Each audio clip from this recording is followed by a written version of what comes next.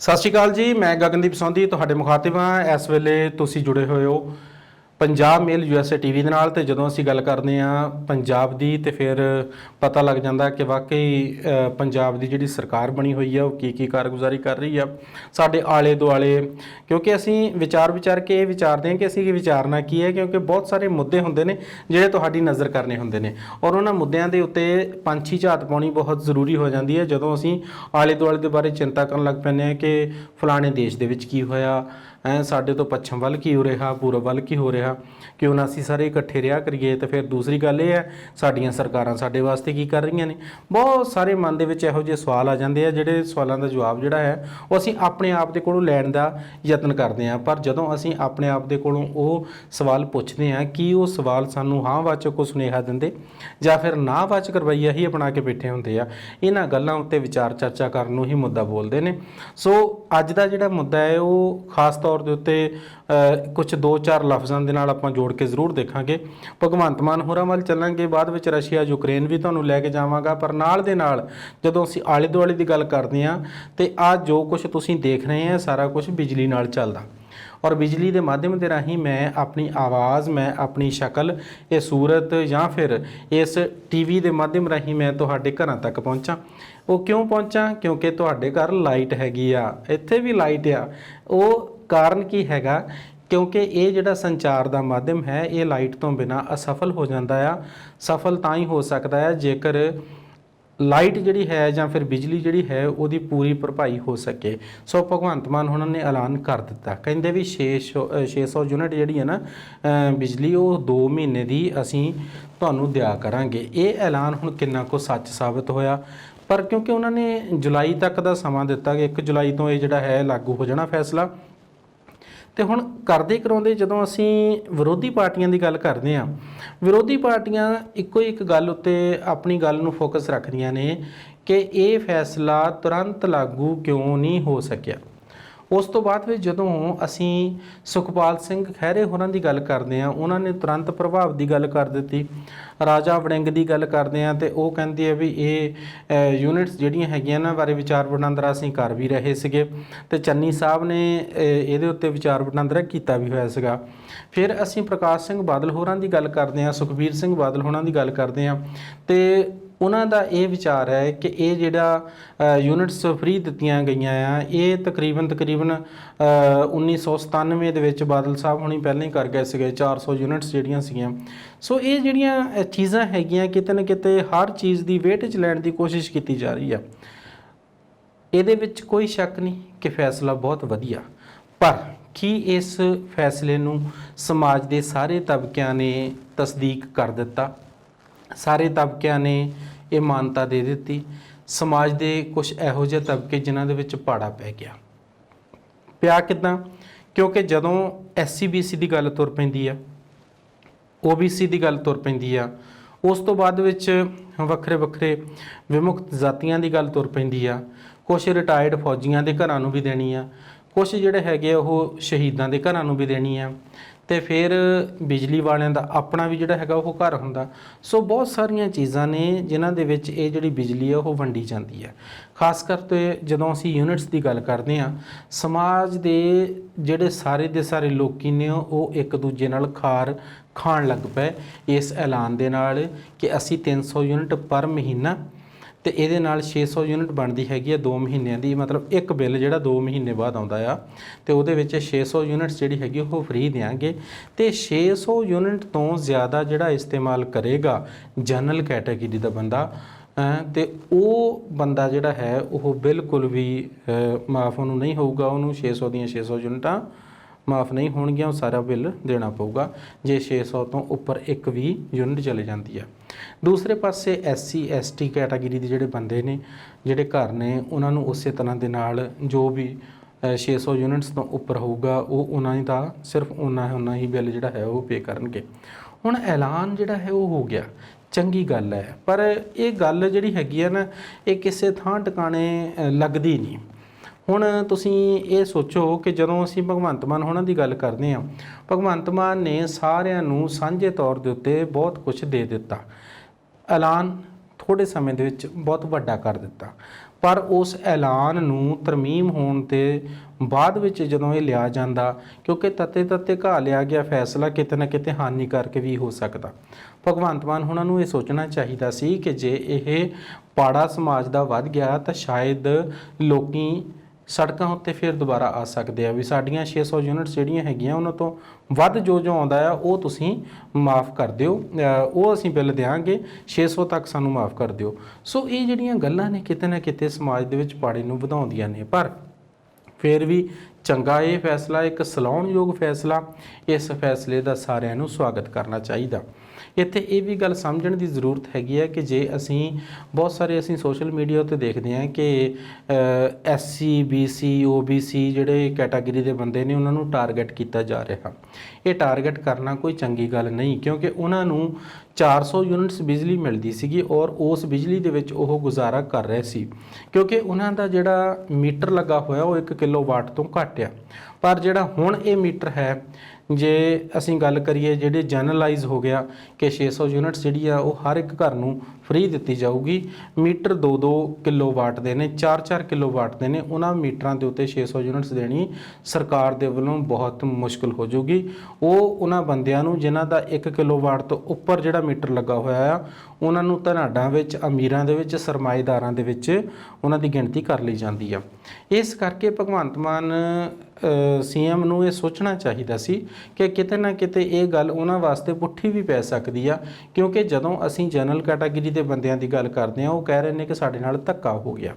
ਦੂਸਰੇ ਪਾਸੇ ਭਗਵੰਤ ਮਾਨ ਦਾ ਇਹ ਵੀ ਕਹਿਣਾ ਹੈ ਕਿ ਜਿਹੜੇ 600 ਤੋਂ ਜ਼ਿਆਦਾ ਯੂਨਿਟ ਜਿਹੜੀਆਂ ਹੈ ਉਹ ਬਾਲਦੇ ਨੇ ਜਾਂ ਫਿਰ ਵਰਤਦੇ ਨੇ, ਉਹ ਬੰਦੇ ਜਿਹੜੇ ਨੇ ਉਹ ਬਹੁਤ ਵੱਡੇ ਧਨਾੜ ਵੀ ਨੇ, ਕਿਉਂਕਿ ਜੇ 1000 ਯੂਨਿਟ ਆ, ਜੇ 1500 ਯੂਨਿਟਾਂ ਜਿਹੜੀਆਂ ਹੈਗੀਆਂ ਉਹ 2 ਮਹੀਨਿਆਂ ਦੇ ਵਿੱਚ ਵਰਤਦੇ ਨੇ, ਤਾਂ ਮੈਨੂੰ ਲੱਗਦਾ ਕਿ ਭਗਵੰਤ ਮਾਨ ਹੋਣਾ ਦੀ ਇਹ ਗੱਲ ਹੈਗੀ ਕਿ ਮੈਨੂੰ ਲੱਗਦਾ ਕਿ ਇਹ ਬਹੁਤ ਅਮੀਰਾਂ ਦੇ ਵਿੱਚ ਇਹਨਾਂ ਦੀ ਗਿਣਤੀ ਹੁੰਦੀ ਆ। ਪਰ ਕਿਤੇ ਨਾ ਕਿਤੇ ਇਹ ਜਿਹੜਾ ਫੈਸਲਾ ਲਿਆ ਗਿਆ ਕੁਝ ਤਬਕਿਆਂ ਦੇ ਵੱਲੋਂ ਸਲਾਹੁਣਯੋਗ ਆ, ਕੁਝ ਜਿਹੜੇ ਨੇ ਉਹ ਇਹਦੇ ਉੱਤੇ ਕਿੰਤੂ ਪਰੰਤੂ ਕਰ ਰਹੇ ਨੇ। ਇਸੇ ਤਰ੍ਹਾਂ ਦੇ ਨਾਲ ਇੱਕ ਵਾਰ ਦੀ ਮੈਨੂੰ ਗੱਲ ਚੇਤੇ ਆ ਗਈ ਕਿ ਇੱਕ ਰਾਜੇ ਦਾ ਨਾ ਇੱਕ ਦੋਸਤ ਸੀ। ਕਈ ਵਾਰ ਨਾ ਫੈਸਲੇ ਜਿਹੜੇ ਨੇ ਇਹ ਸਾਨੂੰ ਖੁਦ ਹੀ ਸਾਡੇ ਫੈਸਲੇ ਡੰਗ ਲੈਂਦੇ। ਇਸੇ ਤਰ੍ਹਾਂ ਨਾ ਇੱਕ ਰਾਜਾ ਜਿਹੜਾ ਸੀ ਉਹਦਾ ਇੱਕ ਦੋਸਤ, ਇੱਕ ਬਾਂਦਰ ਸੀ, ਉਹ ਬਣ ਗਿਆ। ਰਾਜੇ ਦੇ ਨਾਲ ਨਾ ਰਹਿ ਕੇ ਬਾਂਦਰ ਨੂੰ ਬੜੀ ਜਾਣਕਾਰੀ ਹੋ ਗਈ ਰਾਜ ਭਾਗ ਦੇ ਬਾਰੇ। ਉੱਥੇ ਰਹਿੰਦੇ ਰਹਿੰਦੇ ਬਾਂਦਰ ਨੇ ਹਥਿਆਰ ਚਲਾਉਣੇ ਸਿੱਖ ਲਏ। ਫਿਰ ਇੱਕ ਦਿਨ ਇੱਕ ਨਾ ਰਾਜ ਦੀ ਦੂਜੇ ਰਾਜ ਦੇ ਨਾਲ ਲੜਾਈ ਹੋ ਗਈ ਹੈ। ਬਾਂਦਰ ਨੇ ਬੜੀ ਦਲੇਰੀ ਦੇ ਨਾਲ ਨਾ ਲੜ ਕੇ ਦੁਸ਼ਮਣ ਦੇਸ਼ ਦੇ ਛੱਕੇ ਛੁਡਾ ਦਿੱਤੇ। ਰਾਜਾ ਕਹਿੰਦਾ ਵੀ ਬਾਂਦਰ ਬਾਹਲਾ ਸਿਆਣਾ, ਇੱਦਾਂ ਕਰਦਾ ਕਿ ਇਹਨੂੰ ਮਹਾਰਾਣੀ ਦੀ ਸਿਕਿਉਰਿਟੀ ਦਿਲਾ ਦਈਏ। ਫਿਰ ਉਹੀ ਗੱਲ ਹੋ ਗਈ ਕਿ ਬਾਂਦਰ ਬਣ ਗਿਆ ਮਹਾਰਾਣੀ ਦਾ ਸਿਕਿਉਰਿਟੀ ਗਾਰਡ। ਰਾਜਾ ਕਹਿੰਦਾ ਦੇਖ ਬਾਂਦਰ, ਤੈਨੂੰ ਲਗਾ ਦਿੱਤਾ ਮਹਾਰਾਣੀ ਦਾ ਸਿਕਿਉਰਿਟੀ ਗਾਰਡ, ਕਿਉਂਕਿ ਤੂੰ ਜੰਗ ਦੇ ਵਿੱਚ ਸਾਡਾ ਬੜਾ ਵੱਡਾ ਸਾਥ ਦਿੱਤਾ, ਦੁਸ਼ਮਣਾਂ ਨਾਲ ਤੂੰ ਕੱਲਾ ਲੋਹਾ ਲੈਂਦਾ ਰਿਹਾ, ਤੂੰ ਸਾਨੂੰ ਜਿਤਾ ਦਿੱਤਾ। ਹੁਣ ਤੂੰ ਮਹਾਰਾਣੀ ਦੇ ਲਾਗੇ ਨਹੀਂ ਕਿਸੇ ਨੂੰ ਵੀ ਆਉਣ ਦੇਣਾ, ਮਹਾਰਾਣੀ ਨੂੰ ਕੋਈ ਵੀ ਟੱਚ ਕਰੇ ਤਾਂ ਉਸੇ ਵੇਲੇ ਉਹਨੂੰ ਮਾਰ ਨਹੀਂ। ਬਾਂਦਰ ਕਹਿੰਦਾ ਜੀ ਜੋ ਹੁਕਮ ਤੁਹਾਡਾ, ਮੈਂ ਨਹੀਂ ਆਉਣ ਦਿੰਦਾ ਮਹਾਰਾਣੀ ਦੇ ਨੇੜੇ ਕਿਸੇ ਨੂੰ ਵੀ। ਬਾਂਦਰ ਜਿਹੜਾ ਆਪਣੀ ਸਿਆਣਪ ਉਹਨੇ ਦਿਖਾਈ। ਕਾਫੀ ਦਿਨ ਬੀਤ ਗਿਆ, ਰਾਜਾ ਵੀ ਖੁਸ਼, ਮਹਾਰਾਣੀ ਵੀ ਖੁਸ਼, ਸਾਰਿਆਂ ਨੂੰ ਬਾਂਦਰ ਲੱਗਦਾ ਸੀਗਾ ਵੀ ਬਾਂਦਰ ਆਪਣੀ ਡਿਊਟੀ ਬੜੀ ਤਨਦੇਹੀ ਨਾਲ, ਬੜੀ ਸਮਝਦਾਰੀ ਦੇ ਨਾਲ ਦੇ ਰਿਹਾ। ਪਰ ਕਹਿੰਦੇ ਹੁੰਦੇ ਨੇ ਵੀ ਜਿਸ ਕਾ ਕੰਮ ਉਸੀ ਕੋ ਸਾਜੇ ਔਰ ਕੋਈ ਕਰੇ ਤਾਂ ਡੰਡਾ ਬਾਜੇ। ਇਸੇ ਤਰ੍ਹਾਂ ਦਿਨ ਬੀਤਦੇ ਗਏ। ਇੱਕ ਦਿਨ ਮਹਾਰਾਣੀ ਕਿਤੇ ਬਾਗਾਂ ਦੇ ਵਿੱਚ ਸੈਰ ਕਰਨ ਗਈ, ਉੱਥੇ ਉਹ ਟਹਿਲਣ ਲੱਗ ਪਈ।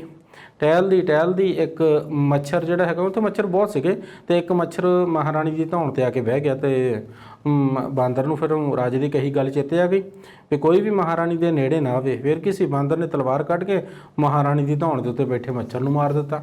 ਪਰ ਹੋਇਆ ਇਹ ਕਿ ਨਾਲ ਹੀ ਮਹਾਰਾਣੀ ਦੀ ਧੌਣ ਵੀ ਵੱਢੀ ਗਈ। ਜਦੋਂ ਇਹ ਗੱਲ ਰਾਜੇ ਨੂੰ ਪਤਾ ਲੱਗੀ ਤਾਂ ਉਹਨੂੰ ਸਮਝ ਆਈ ਵੀ ਜਿਹਦਾ ਜਿਹੜਾ ਕੰਮ ਹੁੰਦਾ ਉਹਨੂੰ ਉਹੀ ਦੇਣਾ ਚਾਹੀਦਾ, ਨਹੀਂ ਤਾਂ ਨੁਕਸਾਨ ਵੀ ਹੋ ਸਕਦਾ। ਹੁਣ ਤੁਸੀਂ ਦੱਸੋ ਵੀ ਹਰ ਬੰਦਾ ਜਿਹੜਾ ਹੈਗਾ ਨਾ ਇਹ ਸਮਝਣ ਲੱਗਾ ਹੋਇਆ ਵੀ ਉਹ ਜਿਸ ਦਿਨ ਸੇ ਹਮਾਰਾ ਹੋ ਗਿਆ ਮੁਖਾਲਿਫ ਸ਼ਹਿਰ ਸਾਰਾ ਹੋ ਗਿਆ, ਹੈ ਨਾ। ਹੁਣ ਗੱਲ ਤਾਂ ਜਿਹੜੀ ਹੈਗੀ ਇੱਥੇ ਆਪਾਂ ਕਰ ਲੈਂਦੇ ਹਾਂ ਬਈ ਭਗਵੰਤ ਮਾਨ ਹੁਣਾਂ ਨੂੰ ਇੱਦਾਂ ਦਾ ਫੈਸਲਾ ਨਹੀਂ ਕਰਨਾ ਚਾਹੀਦਾ ਸੀ। ਭਗਵੰਤ ਮਾਨ ਨੇ ਇੱਕ ਪੱਖੀ ਫੈਸਲਾ ਕੀਤਾ, ਪਰ ਕਿਤੇ ਨਾ ਕਿਤੇ ਫੈਸਲਾ ਲੈਣ ਲੱਗਿਆ ਇੱਦਾਂ ਲੱਗਦਾ ਕਿ ਉਹਨਾਂ ਨੇ ਤਲਵਾਰ ਮਾਰੀ ਤਾਂ ਮੱਛਰ ਦੇ ਸੀਗੀ, ਪਰ ਲੱਗ ਗਈ ਜਨਤਾ ਦੇ ਗਲ ਦੇ ਉੱਤੇ। ਸੋ ਆਪਣੇ ਵੱਲੋਂ ਤਾਂ ਉਹਨਾਂ ਨੇ ਭਲਾ ਕੀਤਾ ਭਗਵੰਤ ਮਾਨ ਨੇ, ਪਰ ਕਿਤੇ ਨਾ ਕਿਤੇ ਇਹ ਵੇਖਣ ਨੂੰ ਆਇਆ। ਹੁਣ ਦੂਸਰੇ ਪਾਸੇ ਜਦੋਂ ਅਸੀਂ ਇਹਨਾਂ ਦੇ ਮੰਤਰੀਆਂ ਦੀਆਂ ਗੱਲਾਂ ਕਰਦੇ ਹਾਂ ਤਾਂ ਭਗਵੰਤ ਮਾਨ ਦੇ ਮੰਤਰੀ ਥਾਂ ਥਾਂ ਤੇ ਜਾ ਕੇ ਛਾਪੇਮਾਰੀ ਕਰ ਰਹੇ ਨੇ। ਪਿਛਲੇ ਦਿਨੀ ਜਿਹੜਾ ਹੈ ਉਹ ਇੱਕ ਹਸਪੀਟਲ ਦੇ ਵਿੱਚ ਗਏ, ਦੇਵਮਾਨ ਉਹਨਾਂ ਦਾ ਨਾਂ, ਤੇ ਉਹਨਾਂ ਨੇ ਜਾ ਕੇ ਇੱਕ ਮੈਡਮ ਦੇ ਨਾਲ ਗੱਲਬਾਤ ਕੀਤੀ ਕਿਉਂਕਿ ਕਿਸੇ ਬੱਚੇ ਨੇ ਕੋਈ ਐਕਸਪਾਇਰ ਦਵਾਈ ਜਿਹੜੀ ਹੈ ਉਹ ਘਰ ਦੇ ਵਿੱਚ ਖਾਲੀ ਸੀ ਤੇ ਉਸ ਤੋਂ ਬਾਅਦ ਉਹ ਬੱਚਾ ਜਿਹੜਾ ਹੈ ਬੇਹੋਸ਼ ਹੋ ਗਿਆ। ਉਹਨੂੰ ਕਿਤੇ ਹਸਪੀਟਲ ਵਾਲਿਆਂ ਨੇ ਚੰਗੀ ਤਰ੍ਹਾਂ ਦੇ ਨਾਲ ਟਰੀਟ ਨਹੀਂ ਕੀਤਾ। ਦੇਵਮਾਨ ਉੱਥੇ ਪਹੁੰਚ ਗਏ ਤੇ ਉੱਥੇ ਜਾ ਕੇ ਜਿਹੜਾ ਹੁਣ ਉਸ ਹਸਪਤਾਲ ਦਾ ਸਟਾਫ ਸੀ ਉਹ ਵੀ ਬਦਤਮੀਜ਼ੀ ਉੱਤੇ ਉਤਰ ਆਇਆ। ਦੂਸਰੇ ਪਾਸਿਓਂ ਮੰਤਰੀ ਸਾਹਿਬ ਵੀ ਜਿਹੜੇ ਹੈਗੇ ਆ ਉਹ ਵੀ ਪੂਰੀ ਤਰ੍ਹਾਂ ਦੇ ਨਾਲ ਹਾਵੀ ਹੋਣ ਦੀ ਕੋਸ਼ਿਸ਼ ਕਰਨ। ਹੁਣ ਜਿਹੜਾ ਸਟਾਫ ਸੀ ਉਹ ਕਹਿੰਦਾ ਕਿ ਮੈਂ ਪੜ੍ਹ ਕੇ ਬਣਿਆ ਇੰਨਾ ਕੁਝ, ਮੈਂ ਅੱਜ ਤੱਕ ਜੋ ਵੀ ਗੇਨ ਕੀਤਾ, ਤੇ ਦੂਸਰੇ ਪਾਸੇ ਜਿਹੜਾ ਹੈ ਉਹ ਦੇਵਮਾਨ ਹੁਣੀ ਕਹਿਣ ਕਿ ਮੈਂ ਵੀ 42,000 ਵੋਟਾਂ ਨਾਲ ਜਿੱਤਿਆ, ਮੈਨੂੰ ਵੀ ਕੁਝ ਤੁਸੀਂ ਸਮਝੋ। ਫਿਰ ਆਪਣੀ ਆਪਣੀ ਜਿਹੜੀ ਹੈਗੀ ਆ ਉਹ ਲਿਆਕਤ ਦੋਨਾਂ ਨੇ ਦੱਸੀ ਹੈ। ਵੀਡੀਓ ਜਿਹੜੀ ਹੈਗੀ ਆਮ ਤੌਰ ਦੇ ਉੱਤੇ ਸੋਸ਼ਲ ਮੀਡੀਆ ਉੱਤੇ ਚੱਲਦੀ ਪਈ ਆ।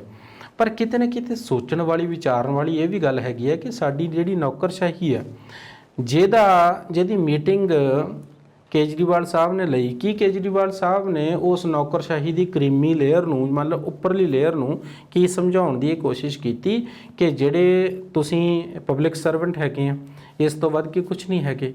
ਤੁਸੀਂ ਪਬਲਿਕ ਸਰਵੈਂਟ ਆ, ਤੁਸੀਂ ਪਬਲਿਕ ਨੂੰ ਸਰਵ ਕਰਨਾ, ਪਬਲਿਕ ਦਾ ਜੋ ਟੈਕਸ ਹੈਗਾ ਆ ਉਹਦੇ ਉੱਤੇ ਹੀ ਤੁਹਾਡੀ ਤਨਖਾਹ ਟਿੱਕੀ ਹੋਈ ਆ। ਸੋ ਇਹ ਜਿਹੜੇ ਅਸੀਂ ਖੰਡ ਦੇ ਵਿੱਚੋਂ, ਪੱਤੀ ਦੇ ਵਿੱਚੋਂ, ਜੋ ਰੋਜ਼ਮਰਾ ਦੀ ਜ਼ਿੰਦਗੀ ਦੇ ਵਿੱਚ ਅਸੀਂ ਵਰਤਣ ਵਾਲੀਆਂ ਚੀਜ਼ਾਂ ਨੇ, ਉਹਨਾਂ ਉੱਤੇ ਜੋ ਟੈਕਸ ਦਿੰਦੇ ਆ, ਉਹਨਾਂ ਟੈਕਸਾਂ ਦਾ ਪੈਸਾ ਹੀ ਸਰਕਾਰ ਦੀ ਬਿਊਰੋਕ੍ਰੇਸੀ ਯਾਨੀ ਨੌਕਰਸ਼ਾਹੀ, ਜੋ SSP DSP, ਈਵਨ ਕਿ ਇੱਕ PN ਤੋਂ ਇੱਕ ਕਲਰਕ ਤੋਂ ਲੈ ਕੇ ਉੱਪਰਲੇ ਕੇਡਰ ਤੱਕ ਦੇ ਜਿੰਨੇ ਵੀ ਅਫਸਰ ਨੇ ਜਾਂ ਫਿਰ ਜੋ ਬਾਬੂ ਨੇ, ਉਹਨਾਂ ਸਾਰਿਆਂ ਦੀਆਂ ਤਨਖਾਹਾਂ ਜੋ ਹੈ ਉਹ ਲੋਕਾਂ ਦੇ ਟੈਕਸ ਤੋਂ ਜਾਂਦੀਆਂ ਨੇ। ਸੋ ਕਿਤੇ ਨਾ ਕਿਤੇ ਉਹਨਾਂ ਨੂੰ ਇਹ ਸੰਜੀਦਗੀ ਨਾਲ ਸੋਚਣਾ ਚਾਹੀਦਾ ਕਿ ਅਸੀਂ ਲੋਕਾਂ ਦੇ, ਮੈਂ ਇੱਥੇ ਲਫ਼ਜ਼ ਸਰਵੈਂਟ ਤਾਂ ਨਹੀਂ ਯੂਜ਼ ਕਰੂੰਗਾ, ਪਰ ਫਿਰ ਵੀ ਇੱਕ ਮਿੱਤਰ ਤਾਂ ਹੋ ਸਕਦੇ ਆ। ਪਬਲਿਕ ਸਰਵੈਂਟ ਤਾਂ ਇੱਕ ਇਸ ਕਰਕੇ ਕਿਹਾ ਗਿਆ ਕਿਉਂਕਿ ਉਹ ਸਰਵ ਕਰਦੇ ਨੇ, ਉਹ ਲੋਕਾਂ ਦੀ ਸੇਵਾ ਕਰਦੇ ਨੇ, ਸੇਵਾ ਲਈ ਬਣਾਏ ਗਏ ਨੇ। ਉਹਨਾਂ ਨੂੰ ਲੱਖਾਂ ਰੁਪਏ ਤਨਖਾਹ ਜਿਹੜੀ ਹੈ ਉਹ ਲੋਕਾਂ ਦੀ ਸੇਵਾ ਵਾਸਤੇ ਦਿੱਤੀ ਜਾਂਦੀ ਆ। ਮੰਤਰੀ ਸਾਹਿਬ ਨੇ ਆਪਣਾ ਫਰਜ਼ ਨਿਭਾਇਆ, ਉਸ ਬੱਚੇ ਦੀ ਜਿਹੜੀ ਹੈਗੀ ਆ ਉਹ ਉਸ ਵੇਲੇ ਟ੍ਰੀਟਮੈਂਟ ਸ਼ੁਰੂ ਕਰਵਾਈ। ਵੱਡੇ ਜਿਹੜੇ ਡਾਕਟਰ ਆਏ ਤੇ ਉਹਨਾਂ ਨੇ ਵੀ ਕੁਛ ਨਾ ਕੁਛ ਇੱਦਾਂ ਦੀ। ਫਿਰ ਦੇਖੋ ਕਿ ਜਦੋਂ ਵੀਡੀਓ ਦੀ ਗੱਲ ਕਰਦੇ ਹਾਂ ਅਸੀਂ, ਹੁਣ ਮੁੱਖ ਮੰਤਰੀ ਸਾਹਿਬ ਨੇ ਐਲਾਨ ਕੀਤਾ ਸੀ ਕਿ ਜਿਹੜੇ ਕੈਮਰਾ ਤੁਸੀਂ ਲੈ ਕੇ ਜਾਓ ਉੱਥੇ, ਜਾਂ ਫਿਰ ਮੋਬਾਈਲ ਦੇ ਵਿੱਚੋਂ ਤੁਸੀਂ ਜੇ ਕੋਈ ਰਿਸ਼ਵਤ ਲੈਂਦਾ ਤਾਂ ਉਹਦੀ ਵੀਡੀਓ ਬਣਾ ਲਓ। ਵੀਡੀਓ ਬਣਾਉਣ ਤੋਂ ਬਾਅਦ ਵਿੱਚ ਇੱਕ ਨੰਬਰ ਜਿਹੜਾ ਹੈ ਉਹਨਾਂ ਨੇ ਦਿੱਤਾ ਤੇ ਨੰਬਰ ਦੇ ਉੱਤੇ ਤੁਸੀਂ ਭੇਜ ਦਿਓ। ਪਰ ਕਈ ਜਿਹੜੇ ਇਹੋ ਜਿਹੇ ਅਦਾਰੇ ਹੋ ਗਏ ਨੇ, ਉਹਨਾਂ ਨੇ ਇਹ ਸਟ੍ਰਿਕਟਲੀ ਪ੍ਰੋਹਿਬਿਟਡ ਕਰ ਦਿੱਤਾ ਕਿ ਇਹਨਾਂ ਅਦਾਰਿਆਂ ਦੇ ਵਿੱਚ ਇਹ ਜੋ ਫੋਨ ਹੈ ਉਹ ਨਹੀਂ ਅਸੀਂ ਲਿਜਾ ਸਕਦੇ। ਕੀ ਹੋਊਗਾ? ਫੋਨ ਤੋਂ ਰਹਿਤ ਉਸ ਅਦਾਰੇ ਦੇ ਵਿੱਚ ਕੀ ਹੋ ਸਕਦਾ? ਇਹ ਤੁਸੀਂ ਸੋਚਣਾ ਕਿ ਜਿਹੜਾ ਅਦਾਰਾ ਫੋਨ ਲਿਜਾਣ ਤੱਕ ਮਨਾ ਕਰ ਰਿਹਾ ਕਿੰਨਾ ਕੁ ਪਾਰਦਰਸ਼ੀ ਹੋਏਗਾ। ਇਸ ਗੱਲ ਬਾਬਤ ਮੰਤਰੀਆਂ ਨੂੰ ਵੀ ਸੋਚਣਾ ਪੈਣਾ। ਇੱਕ ਮੰਤਰੀ ਸੀਗੇ, ਉਹਨਾਂ ਨੇ, ਉਹ ਵੀ ਆਮ ਆਦਮੀ ਪਾਰਟੀ ਦੇ, ਉਹਨਾਂ ਨੇ ਅੱਧੀ ਕੁ ਰਾਤ ਨੂੰ ਜਾ ਕੇ, ਤਕਰੀਬਨ 10 ਕੁ ਵਜੇ ਦਾ ਟਾਈਮ ਸੀ, 10:30 ਦਾ, ਉਸ ਵੇਲੇ ਥਾਣੇ ਦੇ ਵਿੱਚ ਛਾਪਾ ਮਾਰਿਆ ਤੇ ਉੱਥੇ ਜਾ ਕੇ ਦੇਖਦੇ ਆ ਇੱਕ ਥਾਣੇਦਾਰ ਸ਼ਰਾਬ ਪੀਂਦਾ ਫੜਿਆ ਗਿਆ। ਸੋ ਇਹ ਵੀ ਗੱਲ ਕਿਤੇ ਨਾ ਕਿਤੇ ਸਾਡੀ ਲਾਅ ਐਂਡ ਆਰਡਰ ਨੂੰ ਹਿੱਟ ਕਰਦੀ ਆ, ਪਿੰਚ ਕਰਦੀ ਆ। ਇਹ ਜਿਹੜੀਆਂ ਚੀਜ਼ਾਂ ਨੇ ਕਿਤੇ ਨਾ ਕਿਤੇ ਸਾਨੂੰ ਦੱਸਦੀਆਂ ਨੇ ਕਿ ਭਾਰਤ ਦਾ ਇੱਕ ਹਿਰਦਾ ਕਹਿਣ ਜਾਂ ਫਿਰ ਦਿਲ ਕਹਾਉਣ ਵਾਲੇ, ਇੱਕ ਵੰਗਾਰੀ ਦਿਲ ਕਹਾਉਣ ਵਾਲਾ ਇਹ ਪੰਜਾਬ ਕਿੱਥੋਂ ਤੱਕ ਜਿਹੜਾ ਹੈ ਕਾਨੂੰਨ ਜਾਂ ਫਿਰ ਪੁਲਿਸ ਦੇ ਮਾਮਲੇ ਵਿੱਚ ਪਛੜਿਆ ਹੋਇਆ। ਸਾਨੂੰ ਸਿਕਿਉਰਿਟੀ ਦੇਣ ਵਾਲੇ, ਸਾਡੇ ਜਿਹੜੇ ਸਾਨੂੰ ਸਿਕਿਉਰਿਟੀ ਪ੍ਰੋਵਾਈਡ ਕਰਨ ਵਾਲੇ ਜਿਹੜੇ ਬੰਦੇ ਨੇ, ਉਹ ਖੁਦ ਹੀ ਰਾਤ ਨੂੰ ਸ਼ਰਾਬਾਂ ਪੀ ਕੇ ਆਪਣੇ ਆਪਣੇ ਥਾਣੇ ਦੇ ਵਿੱਚ ਜੇ ਪਏ ਰਹਿਣ ਤਾਂ ਫਿਰ ਕੌਣ ਕਿਸੇ ਨੂੰ ਪੁੱਛੂਗਾ? ਫਿਰ ਗਰੀਬ ਦੀ ਕਿੱਥੇ ਸੁਣੀ ਜਾਊਗੀ? ਸੋ ਇਸ ਕਰਕੇ ਇਹਨਾਂ ਨੂੰ ਜ਼ਿੰਮੇਵਾਰ ਬਣਾਉਣਾ ਸਰਕਾਰ ਦੀ ਜ਼ਿੰਮੇਵਾਰੀ ਹੈ, ਔਰ ਸਰਕਾਰ ਨੂੰ ਚਾਹੀਦਾ ਕਿ ਕੋਈ ਨਾ ਕੋਈ ਸਖਤ ਕਦਮ ਉਠਾ ਕੇ ਇਹਨਾਂ ਬਾਬਤ ਵੀ ਕੁਛ ਨਾ ਕੁਛ ਕੀਤਾ ਜਾਵੇ। ਫਿਰ ਦੂਸਰੀ ਗੱਲ ਇਹ ਹੈ ਕਿ ਜਦੋਂ ਅਸੀਂ ਕਿਸੇ ਵੀ ਸਰਕਾਰੀ ਅਫਸਰ ਨੂੰ ਜਾ ਕੇ ਕਿਸੇ ਤਰ੍ਹਾਂ ਦਾ ਸਵਾਲ ਕਰਦੇ ਹਾਂ ਤੇ ਉਹ ਅਫਸਰ ਜਿਹੜਾ ਹੈ ਉਹ ਆਮ ਲੋਕਾਂ ਨੂੰ ਸਵਾਲ ਕਰਦਾ ਵੀ ਤੂੰ ਮੈਨੂੰ ਕਰਕੇ ਦਿਖਾਲ ਜੋ ਤੂੰ ਦਿਖਾਲਣ ਜੋਗਾ। ਕਿਤੇ ਨਾ ਕਿਤੇ ਇਹ ਵੀ ਗੱਲਾਂ ਪਿੰਚ ਕਰਦੀਆਂ ਨੇ ਲੋਕਾਂ ਨੂੰ, ਇਹ ਵੀ ਗੱਲਾਂ ਹਿੱਟ ਕਰਦੀਆਂ ਨੇ। ਇਹਨਾਂ ਗੱਲਾਂ ਵੱਲ ਵੀ ਧਿਆਨ ਦੇਣ ਦੀ ਜ਼ਰੂਰਤ ਹੈਗੀ ਆ, ਕਿਉਂਕਿ ਉਹ ਜਦੋਂ ਬੰਦਾ ਇੱਕ ਸਰਕਾਰੀ ਦਫ਼ਤਰ ਦੇ ਵਿੱਚ ਇੱਕ ਕਰਮਚਾਰੀ ਲੱਗ ਗਿਆ, ਉਹ ਆਪਣੇ ਆਪ ਨੂੰ ਖੁਦਾ ਜਿਹੜਾ ਹੈ ਉਹ ਸਮਝਣ ਲੱਗ ਪੈਂਦਾ। ਕਹਿੰਦੇ ਹੁੰਦੇ ਨਾ ਵੀ ਕਿਸੇ ਉੱਚੀ ਜਗ੍ਹਾ ਦੇ ਉੱਤੇ ਜੇ ਕਾਂ ਬਹਿ ਜਾਵੇ ਤੇ ਉਹ ਫਿਰ ਬਾਜ ਨਹੀਂ ਬਣ ਜਾਂਦਾ। ਬੰਦਾ ਅਹੁਦੇ ਤੋਂ ਨਹੀਂ ਪਛਾਣਿਆ ਜਾਂਦਾ, ਬੰਦਾ ਆਪਣੇ ਕੰਮਾਂ ਤੋਂ ਪਛਾਣਿਆ ਜਾਂਦਾ। ਸੋ ਜਦੋਂ ਇਸ ਤਰ੍ਹਾਂ ਦੀ ਸਥਿਤੀ ਦੇ ਵਿੱਚ ਅਸੀਂ ਦੇਖਦੇ ਹਾਂ ਕਿਸੇ ਨੌਕਰਸ਼ਾਹੀ ਦੇ ਕਿਸੇ ਨੁਮਾਇੰਦੇ ਨੂੰ, ਕਿਸੇ ਕਰਮਚਾਰੀ ਨੂੰ, ਫਿਰ ਸਾਡਾ ਹਿਰਦਾ ਵੀ ਵਿਲੁੰਦਰਿਆ ਜਾਂਦਾ ਵੀ ਇਹਨਾਂ ਲੋਕਾਂ ਨੂੰ ਅਸੀਂ ਆਪਣੇ ਟੈਕਸਾਂ ਦਾ ਇੰਨਾ ਜ਼ਿਆਦਾ ਪੈਸਾ ਦੇ ਰਹੇ ਹਾਂ, ਇੰਨੀ ਜ਼ਿਆਦਾ ਤਨਖਾਹ ਇਹਨਾਂ ਦੀ ਹੈਗੀ ਆ, ਸਰਕਾਰ ਵੀ ਜਿਹੜੀ ਹੈ ਇਹਨਾਂ ਨੂੰ ਜ਼ਿੰਮੇਵਾਰ ਬਣਾ ਰਹੀ ਹੈ, ਪਰ ਫਿਰ ਵੀ ਕਿਉਂ ਨਹੀਂ ਬਣਦੇ। ਉਹਨਾਂ ਦੀ ਨਿੱਜੀ ਤੌਰ ਦੇ ਉੱਤੇ ਵੀ ਇਹ ਜ਼ਿੰਮੇਵਾਰੀ ਬਣਦੀ ਹੈ ਕਿ ਉਹ ਜ਼ਿੰਮੇਵਾਰ ਬਣਨ, ਲੋਕਾਂ ਦਾ ਕੰਮ ਜਿਹੜਾ ਹੈ ਉਹ ਜ਼ਰੂਰ ਕਰਨ, ਪਾਰਦਰਸ਼ੀ ਤਰੀਕੇ ਦੇ ਨਾਲ ਕਰਨ, ਤਾਂ ਕਿ ਇਹ ਜਿਹੜਾ ਪਾੜਾ ਹੈ ਇਹਨੂੰ ਬੰਦ ਕੀਤਾ ਜਾ ਸਕੇ। ਪਿਛਲੇ ਦਿਨੀ ਜਿਹੜੇ ਹੈ ਉਹ ਬਹੁਤ ਜ਼ਿਆਦਾ ਕਤਲ ਦੇ ਮਾਮਲੇ, ਲੁੱਟ ਖਸੁੱਟ ਦੇ ਮਾਮਲੇ, ਚੇਨ ਸਨੈਚਿੰਗ ਦੀਆਂ ਜਿਹੜੇ ਹੈਗੀਆਂ ਉਹ ਘਟਨਾਵਾਂ ਬਹੁਤ ਕੁਝ ਵਾਪਰਿਆ, ਪਰ ਉਹਨਾਂ ਘਟਨਾਵਾਂ ਦੇ ਚੱਲਦਿਆਂ ਵੀ ਫਿਰ ਵੀ ਲੋਕਾਂ ਨੇ ਥੋੜ੍ਹਾ ਜਿਹਾ ਸੰਜਮ ਬਣਾਈ ਰੱਖਿਆ ਕਿ ਅਸੀਂ ਸਰਕਾਰ ਨੂੰ ਹਾਲੇ ਥੋੜ੍ਹਾ ਜਿਹਾ ਟਾਈਮ ਦੇ ਦਈਏ, ਤਾਂ ਕਿ ਇਹ ਜਿਹੜੀ ਸਰਕਾਰ ਹੈ ਆਮ ਆਦਮੀ ਪਾਰਟੀ ਦੇ ਆਪਣੇ ਆਪ ਨੂੰ ਸਟੈਂਡ ਕਰਕੇ ਥੋੜ੍ਹਾ ਲੀਹੇ ਪੈ ਜਾਵੇ। ਉਸ ਤੋਂ ਬਾਅਦ ਵਿੱਚ ਫਿਰ ਇਹਨੂੰ ਕ੍ਰਿਟਿਸਿਜ਼ਮ ਦੇ ਵੱਲ ਲੈ ਕੇ ਜਾਵਾਂਗੇ। ਪਰ ਵਿਰੋਧੀ ਪਾਰਟੀਆਂ ਦਾ ਜਿਹੜਾ ਫਰਜ਼ ਆ, ਜਿਹੜਾ ਦਬਾਓ ਸਮੂਹਾਂ ਦਾ ਫਰਜ਼ ਆ, ਜਿਹੜਾ ਹਿੱਤ ਸਮੂਹਾਂ ਦਾ ਫਰਜ਼ ਹੈਗਾ ਆ, ਉਹ ਉਸੇ ਤਰ੍ਹਾਂ ਦੇ ਨਾਲ ਕਾਇਮ ਆ।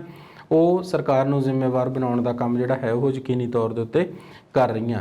ਹੁਣ ਦੂਜੀ ਗੱਲ ਜੇ ਅਸੀਂ ਕਰੀਏ ਤਾਂ ਭਗਵੰਤ ਮਾਨ ਹੋਣਾ ਨੇ ਬਹੁਤ ਸਾਰਾ ਜਿਹੜਾ ਹੈ ਉਹ ਦਾਰੋ ਮਦਾਰ ਆਪਣਾ ਉਹ ਨਿਭਾਉਣਾ ਜਾ ਕੇ ਹਿਮਾਚਲ ਦੇ ਵਿੱਚ। ਹੁਣ ਪਹਾੜੀਆਂ ਦੀ ਗੱਲ ਤੁਰ ਪਈ, ਕਿਤੇ ਨਾ ਕਿਤੇ ਆਪਣਾ ਜਿਹੜਾ ਹੈ ਉਹ ਬਿਆਨ ਦੇਣ ਲੱਗੇ, ਹੁਣ ਪੋਲੀਟੀਕਲ ਵੀ ਕਰਨ ਲੱਗ ਪਏ ਨੇ। ਪਰ ਚਲੋ ਇਹ ਇੱਕ ਸਿਆਸਤਦਾਨ, ਅੱਛੇ ਸਿਆਸਤਦਾਨ ਦੀਆਂ ਨਿਸ਼ਾਨੀਆਂ ਵੀ ਹੁੰਦੀਆਂ ਵੀ ਹੌਲੀ ਹੌਲੀ ਕਰਕੇ ਉਹ ਆਪਣੇ ਖੇਤਰ ਨੂੰ ਵਧਾਵੇ। ਬਾਕੀ ਜਿਹੜੀ ਪੰਜਾਬ ਦੀ ਜਨਤਾ ਉਹਨਾਂ ਨੇ 92 ਸੀਟਾਂ ਜਿਤਾ ਕੇ ਤੇ ਭਗਵੰਤ ਮਾਨ ਉਹਨਾਂ ਨੂੰ ਇੱਕ ਮੌਕਾ ਦਿੱਤਾ, ਉਸ ਮੌਕੇ ਨੂੰ ਉਹਨਾਂ ਨੂੰ ਜ਼ਰੂਰ ਪਛਾਣਨਾ ਚਾਹੀਦਾ ਤੇ ਪੂਰੀ ਦੀ ਪੂਰੀ ਬਿਊਰੋਕ੍ਰੇਸੀ ਨੂੰ, ਆਪਣੇ ਮੰਤਰੀਆਂ ਨੂੰ ਜ਼ਿੰਮੇਵਾਰ ਬਣਾ ਕੇ ਲੋਕਾਂ ਦੇ ਤੱਕ ਪਹੁੰਚ ਕਰਨੀ ਚਾਹੀਦੀ ਆ। ਫਿਰ ਦੂਸਰੀ ਗੱਲ ਜਦੋਂ ਅਸੀਂ ਦੇਖਦੇ ਹਾਂ ਤੇ ਅਸੀਂ ਕਿਸਾਨੀ ਅੰਦੋਲਨ ਤੱਕ ਲੈ ਚੱਲਦੇ ਹਾਂ। ਦਿੱਲੀ ਦੇ ਬਾਰਡਰ ਦੇ ਉੱਤੇ ਅਸੀਂ 700 ਤੋਂ ਲੈ ਕੇ 750 ਕੁਛ ਇੱਕ ਇਹੋ ਜਿਹੇ ਬੰਦੇ ਜਿਨ੍ਹਾਂ ਦਾ ਪਤਾ ਵੀ ਨਹੀਂ ਲੱਗਾ ਕਿ ਉਹ ਗੁਜ਼ਰ ਗਏ। ਬਹੁਤ ਦੁੱਖ ਦੀਆਂ ਗੱਲਾਂ, ਇੱਕ ਬਹੁਤ ਲੰਬਾ ਸਮਾਂ ਅਸੀਂ ਹੰਢਾਇਆ ਉਹਨਾਂ ਬਾਰਡਰਾਂ ਦੇ ਉੱਤੇ ਤਾਂ ਕਿ ਸਾਡੀ ਜ਼ਮੀਰ ਜਿਉਂਦੀ ਰਹਿ ਸਕੇ, ਤਾਂ ਕਿ ਸਾਡੀ ਧਰਤੀ ਜਿਉਂਦੀ ਰਹਿ ਸਕੇ। ਸਾਡੀ ਜਿਹੜੀ ਜ਼ਮੀਨ ਹੈ ਉਹ ਸਾਡੀ ਮਾਂ ਆ। ਇੱਕ ਕਿਸਾਨ ਜਿਹੜਾ ਹੈ ਇੱਕ ਪਾੜ ਕੇ ਜਦੋਂ ਉਹਦੇ ਵਿੱਚੋਂ ਕੁਝ ਉਗਾਉਂਦਾ ਤੇ ਸਾਲ ਬਾਅਦ ਉਹਦੀ ਫਸਲ ਜਿਹੜੀ ਹੈਗੀ, ਹੁਣ ਤਾਂ ਚਲੋ ਤਮਾਈ ਸ਼ਮਾਈ ਵੀ ਆ ਜਾਂਦੀ ਆ। ਸੋ ਵਧੀਆ ਲੱਗਦਾ ਕਿ ਇਹ ਸਾਰੀਆਂ ਗੱਲਾਂ ਜਿਹੜੀਆਂ ਨੇ ਕਿਸਾਨ ਦੇ ਪੱਖ ਦੀਆਂ ਹੋਈਆਂ ਤੇ ਮੋਦੀ ਜੀ ਨੇ ਕਾਨੂੰਨ ਵੀ ਵਾਪਸ ਲੈ ਲਿਆ, ਸਾਰਾ ਕੁਝ ਹੋ ਗਿਆ। ਮਜ਼ਦੂਰਾਂ ਦੀ ਗੱਲ ਕਰੀਏ, ਕਿਸਾਨ ਮਜ਼ਦੂਰ ਏਕਤਾ ਜ਼ਿੰਦਾਬਾਦ ਦੇ ਅਸੀਂ ਬਹੁਤ ਨਾਅਰੇ ਲਾਏ, ਮਜ਼ਦੂਰਾਂ ਨੇ ਡਟ ਕੇ ਸਾਥ ਦਿੱਤਾ, ਮਜ਼ਦੂਰਾਂ ਨੇ ਹਿੱਕ ਡਾਲੇ ਉੱਤੇ ਜਾ ਕੇ ਇੱਥੋਂ ਤੱਕ ਆਪਣੇ ਖਰਚੇ ਉੱਤੇ ਉਹਨਾਂ ਨੇ ਭਰ ਕੇ ਜਿਹੜੇ ਟਰਾਲੀਆਂ ਜੋ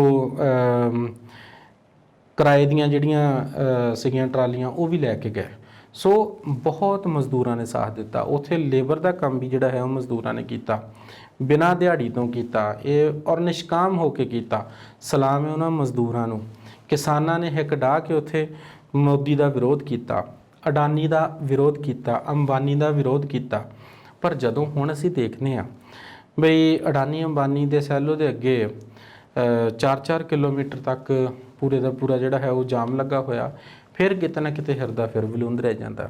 ਤੇ ਭਾਈ ਸਾਨੂੰ ਸੋਚਣਾ ਚਾਹੀਦਾ, ਇੱਕ ਛੱਲੀ ਦਾ ਰੇਟ ਜੇ ਅਸੀਂ 130 ਰੁਪਏ ਲੋਕਾਂ ਨੂੰ ਉਦੋਂ ਸੋਸ਼ਲ ਮੀਡੀਆ ਉੱਤੇ ਦਿਖਾਇਆ ਕਿ ਦੇਖੋ ਜੇ ਤੁਸੀਂ ਸਾਡਾ ਸਾਥ ਨਾ ਦਿੱਤਾ ਤਾਂ ਤੁਸੀਂ ਆਹ ਵੀ ਦੇਖ ਲਓ ਵੀ ਆਹ ਕੰਮ ਹੋਣਾ। ਹੁਣ ਮਜ਼ਦੂਰਾਂ ਨੇ ਕੀ ਕੀਤਾ, ਮਜ਼ਦੂਰਾਂ ਦੇ ਕੋਲ ਕੀ ਹੈ, ਇੱਕ ਕਿਸ਼ਤਾਂ ਉੱਤੇ ਲਿਆ ਹੋਇਆ ਮੋਟਰਸਾਈਕਲ। ਉਸ ਮੋਟਰਸਾਈਕਲ ਦੇ ਵਿੱਚ ਪੈਟਰੋਲ ਤੱਕ ਵੀ ਰਿਲਾਇੰਸ ਦੇ ਕਿਸੇ ਪੈਟਰੋਲ ਪੰਪ ਤੋਂ ਮਜ਼ਦੂਰਾਂ ਨੇ ਨਹੀਂ ਪਵਾਇਆ। ਕਿਉਂ ਨਹੀਂ ਪਵਾਇਆ? ਕਿਉਂਕਿ ਉਹਨਾਂ ਨੂੰ ਇਹ ਸੀ ਕਿ ਕਿਸੇ ਤਰ੍ਹਾਂ ਦੇ ਨਾਲ ਕਿਸਾਨੀ ਬਿੱਲ ਵਾਪਸ ਹੋ ਜਾਣ, ਕਿਉਂਕਿ ਕਿਸਾਨਾਂ ਦੇ ਨਾਲ ਸਾਡੀ ਸਾਂਝ ਹੈ, ਅਸੀਂ ਜੁੜੇ ਹੋਏ ਹਾਂ ਇਹਨਾਂ ਦੇ ਨਾਲ। ਪਰ ਕਿਤੇ ਨਾ ਕਿਤੇ ਕਿਸਾਨਾਂ ਨੇ ਜਿਹੜਾ ਹੈ ਉਹ ਪੈਰ ਪਿੱਛੇ ਖਿੱਚ ਲਿਆ। ਸੋਸ਼ਲ ਮੀਡੀਆ ਉੱਤੇ ਚੱਲ ਰਹੀਆਂ ਗੱਲਾਂ ਦੇ ਅਨੁਸਾਰ ਜੇ ਅਸੀਂ ਦੇਖੀਏ ਤਾਂ ਕਿਤੇ ਨਾ ਕਿਤੇ ਆਪਾਂ ਨੂੰ ਲੱਗਦਾ ਕਿ ਕਿਸਾਨਾਂ ਨੂੰ ਸੋਚਣਾ ਚਾਹੀਦਾ ਸੀਗਾ, ਉੱਥੇ ਜਾਣ ਤੋਂ ਪਹਿਲਾਂ ਸੋਚਣਾ ਚਾਹੀਦਾ ਸੀਗਾ, ਉੱਥੇ ਵਿਚਰਨ ਤੋਂ ਪਹਿਲਾਂ ਸੋਚਣਾ ਚਾਹੀਦਾ ਸੀਗਾ। ਉੱਥੇ ਜਾ ਕੇ ਜਿੱਦਾਂ ਦੀਆਂ ਵੀਡੀਓਜ਼ ਸਾਹਮਣੇ ਆਈਆਂ, ਹੁਣ ਤੁਸੀਂ ਦੱਸੋ ਕੀ ਕਹਿਣਾ ਚਾਹੁੰਦੇ ਆ। ਉੱਥੇ ਖੜੇ ਬੰਦਿਆਂ ਨੂੰ ਪੁੱਛਿਆ ਗਿਆ ਜਦੋਂ, ਉਸ ਵੇਲੇ ਉਹ ਸ਼ਰਮਿੰਦੇ ਹੋਏ ਨੀਵੀਂ ਪਾ ਕੇ ਹੌਲੀ ਹੌਲੀ ਕਰਕੇ ਤੁਰ ਪਏ। ਫਿਰ ਉੱਥੇ ਬਹੁਤ ਸਾਰੇ, ਦੇਖੋ ਅਸੀਂ ਇੱਥੇ ਕਿਸੇ ਤਰ੍ਹਾਂ ਦੀ ਜ਼ਾਤ ਦੀ ਬਰਾਦਰੀ ਦਾ ਵਖਰੇਵਾਂ ਨਹੀਂ ਕਰ ਰਹੇ, ਪਰ ਦਿਲ ਦੇ ਵਿੱਚ ਮਲਾਲ ਤਾਂ ਫਿਰ ਮਜ਼ਦੂਰਾਂ ਦੇ ਵੀ ਰਹਿ ਗਿਆ ਨਾ। ਮਜ਼ਦੂਰਾਂ ਨੇ ਤਾਂ ਉਸ ਵੇਲੇ ਵੀ ਸੀ ਤੱਕ ਨਹੀਂ ਕੀਤੀ ਜਿਸ ਵੇਲੇ ਉਹਨਾਂ ਨੇ ਇਹ ਕਿਹਾ ਕਿ ਚਲੋ ਤੁਹਾਡੀ ਜਿਹੜੀ ਹੈਗੀ ਆ ਉਹ ਕਣਕ ਦਾ ਰੇਟ ਤਾਂ ਬਹੁਤ ਵਧੀਆ ਆ, ਵੱਧ ਜਾਏ ਤਾਂ ਵੀ ਕੋਈ ਗੱਲ ਨਹੀਂ, ਪਰ ਸਾਡੀ ਮਜ਼ਦੂਰੀ ਦੀ ਗੱਲ ਵੀ ਕਰ ਲਓ, ਦਿਹਾੜੀ ਉਹ ਵੀ ਵਧਾ ਦਿਓ। ਉੱਥੇ ਫਿਰ ਬਰਨਾਲੇ ਦੇ ਕੁਛ ਇੱਕ ਪਿੰਡ ਇਹੋ ਜਿਹੇ ਹੈਗੇ ਆ ਜਿੱਥੇ ਫਰਮਾਨ ਜਾਰੀ ਕਰ ਦਿੱਤਾ ਗਿਆ ਬਈ ਆਪਣੇ ਪਿੰਡ ਦੇ ਵਿੱਚ ਝੋਨਾ ਲਾਉਣਗੇ ਤਾਂ ਬਾਹਰ ਲਿਜਾਣਗੇ, ਨਹੀਂ ਤਾਂ ਨਹੀਂ। ਉੱਥੇ ਵੀ ਕਿਤੇ ਨਾ ਕਿਤੇ ਬਗਾਵਤ ਦਾ ਸਾਹਮਣਾ ਕਰਨਾ ਪਿਆ ਸੀ ਕਿਸਾਨਾਂ ਨੂੰ। ਪਰ ਜਦੋਂ ਕਿਸਾਨਾਂ ਦੀ ਅਸਲੀਅਤ ਔਰ ਅਸਲੀ ਚਿਹਰਾ ਹੁਣ ਸਾਹਮਣੇ ਆਇਆ ਤਾਂ ਪਤਾ ਲੱਗਾ ਕਿ ਇਹ ਜਿਹੜੀ ਵਫਾਦਾਰੀ ਹੈਗੀ ਆ ਇਹ ਮਜ਼ਦੂਰਾਂ ਨਾਲੋਂ ਵੱਧ ਕੋਈ ਨਹੀਂ ਨਿਭਾ ਸਕਦਾ, ਕਿਉਂਕਿ ਮਜ਼ਦੂਰਾਂ ਨੇ ਇੱਕ ਜਿਹੜਾ ਚੱਕਣ ਚੱਕਿਆ ਸੀਗਾ ਉਹਨਾਂ ਨੇ ਆਪਣਾ ਪੂਰਾ ਕਰ ਦਿੱਤਾ। ਉਹ ਹੁਣ ਤੱਕ ਵੀ ਆਪਣੇ ਮੋਟਰਸਾਈਕਲ ਦੇ ਵਿੱਚ ਰਿਲਾਇੰਸ ਦੇ ਕਿਸੇ ਵੀ ਪੈਟਰੋਲ ਪੰਪ ਤੋਂ ਉਹ ਪੈਟਰੋਲ ਨਹੀਂ ਪਵਾ ਰਹੇ। ਉਹਦੇ ਪਿੱਛੇ ਕਾਰਨ ਕੀ ਹੈ? ਇੱਕ ਵਾਰੀ ਛੱਡ ਦਿੱਤਾ ਤਾਂ ਛੱਡ ਦਿੱਤਾ ਕਿਉਂਕਿ ਉਹਨਾਂ ਨੇ ਸਪੋਰਟ ਕੀਤੀ ਕਿਸਾਨੀ ਅੰਦੋਲਨ ਦੀ, ਜਿਹਨੂੰ ਕਿਸਾਨ ਮਜ਼ਦੂਰ ਏਕਤਾ ਜ਼ਿੰਦਾਬਾਦ ਕਿਹਾ ਜਾਂਦਾ ਸੀਗਾ। ਭਾਵੇਂ ਉਹਦੇ ਵਿੱਚ ਮਜ਼ਦੂਰ ਦੀ ਸ਼ਮੂਲੀਅਤ ਜਿਹੜੀ ਸੀਗੀ ਉਹ 100% ਸੀਗੀ, ਪਰ ਮਜ਼ਦੂਰ ਦੇ ਜਿਹੜੇ ਉਦੇਸ਼ ਸੀ, ਮੁੱਦੇ ਸੀਗੇ, ਉਹ ਉੱਥੇ ਨਹੀਂ ਰੱਖੇ ਗਏ। ਪਰ ਚਲੋ ਕੋਈ ਗੱਲ ਨਹੀਂ, ਫਿਰ ਵੀ ਸਬਰ ਸੰਤੋਖ ਦੇ ਨਾਲ ਉਹ ਲੱਗਾ ਰਿਹਾ। ਹੁਣ ਮਾਮਲਾ ਇਹ ਹੈ ਕਿ ਬਹੁਤ ਸਾਰੇ ਜਿਹੜੇ ਕਿਸਾਨ ਨੇ ਉਹ ਇਹਦੀ ਵਿਰੋਧਤਾ ਕਰ ਰਹੇ ਨੇ। ਕਿਸਾਨ ਜਥੇਬੰਦੀਆਂ ਕੀ ਕਹਿੰਦੀਆਂ ਨੇ, ਇਹ ਗੱਲ ਹੁਣ ਗਾਂ ਵੇਖਣ ਵਾਲੀ ਹੋਊਗੀ ਕਿ ਕਿਸਾਨ ਜਥੇਬੰਦੀਆਂ ਦਾ ਕੀ ਸਟੈਂਡ ਹੋਊਗਾ। ਪਰ ਉਹ ਕਿਤੇ ਨਾ ਕਿਤੇ ਹੁਣ ਉਲਝਾਵੇਂ ਦੇ ਵਿੱਚ ਪਾ ਤਾਂ ਰਹੇ ਨੇ, ਕਿਉਂਕਿ ਬਲਵੀਰ ਸਿੰਘ ਰਾਜੇਵਾਲ ਉਹਨਾਂ ਦਾ ਜਦੋਂ ਬਿਆਨ ਆਇਆ, ਕਾਮਰੇਡੀ ਬਿਆਨ ਸੀ ਉਹ, ਕਿ ਮੈਨੂੰ ਕਾਮਰੇਡ ਕਹਿੰਦੇ ਆ, ਕੋਈ ਕੁਛ ਵੀ ਕਹਿੰਦਾ ਰਹੇ, ਮੈਂ ਕਿਸੇ ਨੂੰ ਮਤਲਬ ਕਿਸੇ ਕੋਲੋਂ ਕੁਛ ਨਹੀਂ, ਮੈਂ ਡਰਦਾ ਨਹੀਂ। ਸੋ ਦੂਸਰੇ ਪਾਸੇ ਰੁਲਦੂ ਸਿੰਘ ਮਾਨਸਾ ਹੋਰੀ, ਉਹਨਾਂ ਦਾ ਅਲੱਗ ਇੱਕ ਬਿਆਨ ਹੈ। ਮਤਲਬ ਹਰ ਇੱਕ ਬੰਦੇ ਦਾ ਅਲੱਗ-ਅਲੱਗ ਬਿਆਨ ਆ ਰਿਹਾ, ਔਰ ਉਸ ਬਿਆਨ ਦੇ ਚੱਲਦਿਆਂ ਜੇ ਅਸੀਂ ਕਿਰਸਾਨੀ ਦੀ ਗੱਲ ਕਰੀਏ, ਕਿਰਸਾਨੀ ਦੇ ਹੱਕਾਂ ਦੀ ਗੱਲ ਕਰੀਏ, ਤਾਂ ਸ਼ਾਇਦ ਕਿਤੇ ਨਾ ਕਿਤੇ ਇਹ ਸਾਰੇ ਮਨਫੀ ਹੋ ਗਿਆ, ਕਿਉਂਕਿ ਕਿਸਾਨ ਨੇ ਆਪਣੇ ਪੈਰੀਂ ਆਪ ਕੁਹਾੜਾ ਮਾਰਿਆ। ਔਰ ਇਸ ਤੋਂ ਵੱਡਾ ਕੁਹਾੜਾ ਹੋਰ ਕੋਈ ਨਹੀਂ ਹੋ ਸਕਦਾ, ਕਿਉਂਕਿ ਦੁਬਾਰਾ ਇਕੱਤਰ ਹੋਣ ਵਾਸਤੇ ਉਹਨੂੰ ਬਹੁਤ ਵੱਡੇ ਜ਼ੋਰ ਦੀ ਜ਼ਰੂਰਤ ਪੈਣੀ ਆ, ਕਿਉਂਕਿ ਇੱਦਾਂ ਦੇ ਜਿਹੜੇ ਅੰਦੋਲਨ ਨੇ ਇਹ ਰਿਪੀਟ ਨਹੀਂ ਹੁੰਦੇ ਫਿਰ ਜਦੋਂ ਅਸੀਂ ਵਫਾਦਾਰੀ ਤੋਂ ਗੱਦਾਰੀ ਵੱਲ ਨੂੰ ਚਾਲਾ ਪਾ ਲਈਏ। ਸੋ ਮੁੜਨਾ ਬਹੁਤ ਜ਼ਰੂਰੀ ਹੈ। ਕਿਸਾਨਾਂ ਨੂੰ ਸੋਚਣਾ ਚਾਹੀਦਾ ਇਸ ਬਾਰੇ, ਔਰ ਇਸ ਬਾਬਤ ਹੁਣ ਇਹ ਵੀ ਸੋਚਣਾ ਚਾਹੀਦਾ ਕਿ ਅੱਜ ਰੁਪਈਏ ਪੌਲੇ ਦੇ ਕਰਕੇ ਜਿਨ੍ਹਾਂ ਦੇ ਪਿੱਛੇ ਅਸੀਂ ਲੱਗੇ ਹੋਏ ਹਾਂ, ਜਿਨ੍ਹਾਂ ਦੇ ਸਾਲਾਂ ਦੇ ਵਿੱਚ ਅਸੀਂ ਕਣਕ ਸੁੱਟਦੇ ਪਏ ਹਾਂ, ਜਿੱਥੇ ਅਸੀਂ ਸਿਰਫ ਔਰ ਸਿਰਫ ਆਪਣਾ ਮਤਲਬ ਦੇਖ ਰਹੇ ਹਾਂ, ਉੱਥੋਂ ਅਸੀਂ ਵਾਪਸ ਆ ਜਾਈਏ। ਪਰ ਕੁਛ ਇੱਥੇ ਦੂਸਰਾ ਪਾਸਾ ਦੇਖਣਾ ਵੀ ਬਹੁਤ ਵਧੀਆ ਹੋਏਗਾ ਕਿ ਕਈ ਜਿਹੜੇ ਹੈਗੇ ਆ ਉਹਨਾਂ ਨੇ ਅਸਲੀ ਚਿਹਰਾ ਦਿਖਾਉਣ ਦੀ ਵੀ ਕੋਸ਼ਿਸ਼ ਕੀਤੀ ਕਿ ਸੈਲੋ ਦੇ ਵਿੱਚ ਜਿਹੜੇ ਹੈਗੇ ਨਾ ਉਹ ਕਿਸਾਨ ਐਵੇਂ ਨਹੀਂ ਗਏ, ਉੱਥੇ ਆ ਫਾਇਦੇ ਹੁੰਦੇ ਨੇ। ਚਲੋ ਉਹ ਵੀ ਸੋਸ਼ਲ ਮੀਡੀਆ ਦਾ ਕੰਮ ਹੈਗਾ ਆ। ਇਹ ਮੁੱਦੇ ਸੀਗੇ, ਪਰ ਜਦੋਂ ਅਸੀਂ ਇਹਨਾਂ ਮੁੱਦਿਆਂ ਨੂੰ ਬਾਹਰਲੀ ਜਨਰੇਸ਼ਨ ਦੇ ਨਾਲ, ਬਾਹਰਲੇ ਲੋਕਾਂ ਦੇ ਨਾਲ ਜੋੜ ਕੇ ਦੇਖਦੇ ਹਾਂ ਤੇ ਉਹਨਾਂ ਦਾ ਵੀ ਵਿਸ਼ਵਾਸ ਕਿਤੇ ਨਾ ਕਿਤੇ ਟੁੱਟਦਾ ਹੋਇਆ ਨਜ਼ਰ ਆਉਂਦਾ, ਕਿਉਂਕਿ ਬਾਹਰਲਿਆਂ ਨੇ ਸਾਡੇ ਉੱਤੇ ਬਹੁਤ ਵੱਡਾ ਭਰੋਸਾ ਕੀਤਾ। ਐਡਾ ਵੱਡਾ ਭਰੋਸਾ ਉਹ ਕਦੀ ਵੀ ਕਿਸੇ ਉੱਤੇ ਨਹੀਂ ਕਰ ਸਕਦੇ, ਕਿਉਂਕਿ ਜਦੋਂ ਅਸੀਂ ਕਿਸਾਨੀ ਅੰਦੋਲਨ ਨੂੰ ਅਜੇ ਸ਼ੁਰੂ ਹੀ ਕੀਤਾ ਤੇ ਉਸ ਵੇਲੇ ਹੀ ਸਭ ਤੋਂ ਵੱਡਾ ਜਿਹੜਾ ਹੈਗਾ ਸਿਰ ਦੇ ਉੱਤੇ ਹੱਥ ਰਿਹਾ ਬਾਹਰਲਿਆਂ ਦਾ, ਕਿਉਂਕਿ ਉਹਨਾਂ ਨੇ ਬਹੁਤ ਵੱਡਾ ਯੋਗਦਾਨ ਪਾਇਆ। ਇਸ ਤੋਂ ਵੱਡਾ ਯੋਗਦਾਨ ਜਿਹੜਾ ਹੈ ਕਿ ਇਸ ਤੋਂ ਵੱਡਾ ਹੰਬਲਾ ਸਾਡੇ ਜਿਹੜੇ ਬਾਹਰ ਵੀਰ ਭੈਣ ਭਰਾ ਜਿਹੜੇ ਵਸਦੇ ਨੇ ਉਹ ਕਦੀ ਵੀ ਨਹੀਂ ਪਾ ਸਕਦੇ, ਕਿਉਂਕਿ ਉਹਨਾਂ ਨੇ ਐਡਾ ਵੱਡਾ ਹੰਬਲਾ ਮਾਰਿਆ, ਔਰ ਉਹਨਾਂ ਦਾ ਜਿਹੜਾ ਦੇਣ ਹੈ ਉਹ ਕਦੀ ਦੇ ਵੀ ਨਹੀਂ ਸਕਦੇ ਅਸੀਂ। ਬਾਕੀ ਰਹੀ ਗੱਲ, ਜੇ ਅਸੀਂ ਬਾਹਰ ਪਹੁੰਚ ਹੀ ਗਏ ਹਾਂ ਤਾਂ ਹੁਣ ਆਪਾਂ ਰੂਸ ਯੂਕਰੇਨ ਦਾ ਵੀ ਜਿਹੜਾ ਹੈਗਾ ਉਹ ਗੇੜਾ ਲਾ ਲਈਏ। ਜ਼ੈਲੈਂਸਕੀ ਤੇ ਪੁਤਿਨ ਦੀ ਗੱਲ ਕਰਾਂਗੇ ਹੁਣ ਆਪਾਂ। ਹੁਣ ਤੁਸੀਂ ਦੇਖੋ ਕਿ 1-2 ਦਿਨ ਪਹਿਲਾਂ ਦੀ ਗੱਲ ਹੈਗੀ ਹੈ ਕਿ ਮਾਸਕੋਵਾ ਸ਼ਿਪ ਜਿਹੜਾ ਹੈ ਉਹ ਡੁੱਬ ਗਿਆ। ਰੂਸ ਦੇ ਕੋਲ 3 ਇਹੋ ਜਿਹੇ ਸ਼ਿਪ ਸੀਗੇ ਜਿਨ੍ਹਾਂ ਉੱਤੇ ਉਹਨੂੰ ਪੂਰਾ ਮਾਣ ਸੀ, ਉਹਨਾਂ ਦੇ ਵਿੱਚੋਂ ਮਾਸਕੋਵਾ ਸ਼ਿਪ ਇੱਕ ਨਹੀਂ ਸੀ, ਪਹਿਲੇ ਨੰਬਰ ਤੇ ਆਉਣ ਵਾਲਾ ਸੀ। ਮਾਸਕੋਵਾ ਸ਼ਿਪ ਜਿਹੜਾ ਹੈ ਉਹ ਨੈਪਚੂਨ, ਜ਼ੈਲੈਂਸਕੀ ਦੀ ਜਿਹੜੀ ਫੌਜ ਹੈਗੀ ਆ ਉਹਨਾਂ ਨੇ ਉਹ ਮਿਜ਼ਾਈਲ ਡਿੱਗੀ ਹੈ, ਔਰ ਉਸ ਮਿਜ਼ਾਈਲ ਦੇ ਨਾਲ ਮਾਸਕੋਵਾ ਸ਼ਿਪ ਡੁੱਬ ਗਿਆ। ਔਰ ਜਦੋਂ ਉਹ ਡੁੱਬ ਗਿਆ ਬਲੈਕ ਸੀ ਦੇ ਵਿੱਚ, ਫਿਰ ਪੁਤਿਨ ਦਾ ਗੁੱਸਾ ਵਧਣਾ ਤਾਂ ਜਿਹੜਾ ਹੈ ਉਹ ਲਾਜ਼ਮੀ ਸੀਗਾ। ਵੈਸੇ ਵੀ ਕਹਿੰਦੇ ਨੇ ਕਿ ਜਦੋਂ ਨਾ ਹੁਕਮਰਾਨ ਜਿਹੜੇ ਨੇ ਉਹ ਇਸ ਤਰ੍ਹਾਂ ਦੀ ਸੋਚ ਰੱਖਣ ਕਿ ਜੋ ਕੁਝ ਵੀ ਕਰਨਾ ਹੋਵੇ, ਮਤਲਬ ਕੁਝ ਵੀ ਅਸੀਂ ਕਰ ਲਈਏ, ਪਰ ਸਾਨੂੰ ਜ਼ਮੀਨ ਚਾਹੀਦੀ ਆ, ਕਿਸੇ ਦਾ ਬੱਚਾ ਮਰਦਾ ਤਾਂ ਮਰ ਜਾਏ, ਬਜ਼ੁਰਗ ਮਰਦਾ ਤਾਂ ਮਰ ਜਾਏ, ਪਰਿਵਾਰਾਂ ਦੇ ਪਰਿਵਾਰ ਲੂਣੇ ਪੈਣ, ਡਬੋਣੇ ਪਾਉਣ, ਛੋਟੀਆਂ ਛੋਟੀਆਂ ਬੱਚੀਆਂ ਦੇ ਨਾਲ ਬਲਾਤਕਾਰ ਨਾ ਕਰਨਾ ਪਵੇ, ਜਾਂ ਫਿਰ ਜਿਹੜੀਆਂ ਔਰਤਾਂ ਨੇ ਉਹਨਾਂ ਦੇ ਸਾਹਮਣੇ ਉਹਨਾਂ ਦੇ ਪਤੀਆਂ ਨੂੰ, ਉਹਨਾਂ ਦੇ ਭਰਾਵਾਂ ਨੂੰ ਜਿਹੜਾ ਹੈਗਾ ਉਹ ਮਾਰਨਾ ਪਵੇ। ਇਹੋ ਜਿਹਾ ਜਿਹੜਾ ਇੱਕ ਘਾਣ ਹੈਗਾ ਔਰ ਮਾਨਵਤਾ ਦਾ ਘਾਣ ਹੈਗਾ, ਇਹ ਪੁਤਿਨ ਨੇ ਕੀਤਾ। ਔਰ ਵਲਾਦੀਮੀਰ ਪੁਤਿਨ ਨੇ ਇਹ ਦੱਸ ਦਿੱਤਾ ਕਿ ਇਸ ਤੋਂ ਵੱਡੀ ਜਿਹੜੀ ਹਿਟਲਰਸ਼ਾਹੀ ਹੈ, ਇਸ ਤੋਂ ਵੱਡੀ ਜੋ ਤਾਨਾਸ਼ਾਹੀ ਹੈ ਉਹ ਕੋਈ ਨਹੀਂ ਹੋ ਸਕਦੀ। ਮਾਰੀਓਪੋਲ ਦਾ ਉੱਜੜ ਜਾਣਾ ਇਹਦਾ ਬਹੁਤ ਵੱਡਾ ਸਬੂਤ। ਬਾਕੀ ਬੁੱਚਾ ਦੀ ਜਿਹੜੀ ਇੱਕ ਨਰਸੰਹਾਰ ਹੈ ਉਹ ਵੀ ਅਸੀਂ ਦੇਖ ਲਿਆ। ਬਾਕੀ ਇੰਗਲੈਂਡ ਦੇ ਵੱਲੋਂ ਹਥਿਆਰਾਂ ਦੀ ਖੇਪ ਜਿਹੜੀ ਹੈਗੀ ਆ ਉਹ ਭੇਜੀ ਜਾ ਰਹੀ ਹੈ, ਅਤੇ ਸਵੀਡਨ ਅਤੇ ਫਿਨਲੈਂਡ ਦੋਵੇਂ ਹੀ ਇਸ ਝਾਕ ਦੇ ਵਿੱਚ ਹੈ ਕਿ ਕਿਸ ਵੇਲੇ ਵੱਡੇ ਮੁਲਕਾਂ ਦਾ ਯਾਨੀ ਨਾਟੋ ਦੇ ਮੁਲਕਾਂ ਦਾ ਸੱਦਾ ਆਵੇ ਤਾਂ ਅਸੀਂ ਝਟਪਟ ਜਿਹੜਾ ਹੈ ਉਹ ਨਾਟੋ ਦੇ ਵਿੱਚ ਸ਼ਾਮਲ ਹੋ ਜਾਈਏ ਅਤੇ ਸਿਕਿਉਰਿਟੀ ਸਾਨੂੰ ਮਿਲ ਜਾਏ।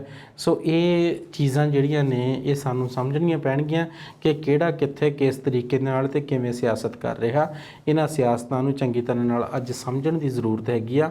ਆਪਣਾ ਮਤਲਬ ਸਿਰਫ ਅੱਗੇ ਰੱਖ ਕੇ ਤੇ ਲੋਕਾਂ ਦਾ ਘਾਣ ਕਰ ਦੇਣਾ ਕੋਈ ਹੁਸ਼ਿਆਰੀ ਹੁਕਮਰਾਨਾਂ ਵਾਲੀ ਜਿਹੜੀ ਹੈਗੀ ਉਹ ਸਮਝਦਾਰੀ ਨਹੀਂ ਹੁੰਦੀ। ਸੋ ਬੌਧਿਕਤਾ ਨੂੰ ਦੇਖਣਾ ਚਾਹੀਦਾ, ਸਾਨੂੰ ਅਸਲੀਅਤ ਨੂੰ ਪਛਾਣਨਾ ਚਾਹੀਦਾ, ਅਤੇ ਜੋ ਵੀ ਇਸ ਸੰਸਾਰ ਦੇ ਵਿੱਚ ਹੋ ਰਿਹਾ ਉਹਦੇ ਉੱਤੇ ਥੋੜ੍ਹੀ ਪੰਛੀ ਝਾਤ ਮਾਰਦੇ ਰਹਿਣਾ ਚਾਹੀਦਾ। ਸੋ ਇਹ ਅੱਜ ਦੇ ਮੁੱਦੇ ਸਨ। ਸੋ ਫਿਰ ਮਿਲਣ ਦੇ ਵਾਅਦੇ ਦੇ ਨਾਲ ਤੁਹਾਡੇ ਕੋਲ ਮੈਂ ਇਜਾਜ਼ਤ ਚਾਹੁੰਦਾ ਜੀ। ਬਹੁਤ ਬਹੁਤ ਸ਼ੁਕਰੀਆ। ਸਤਿ ਸ਼੍ਰੀ ਅਕਾਲ।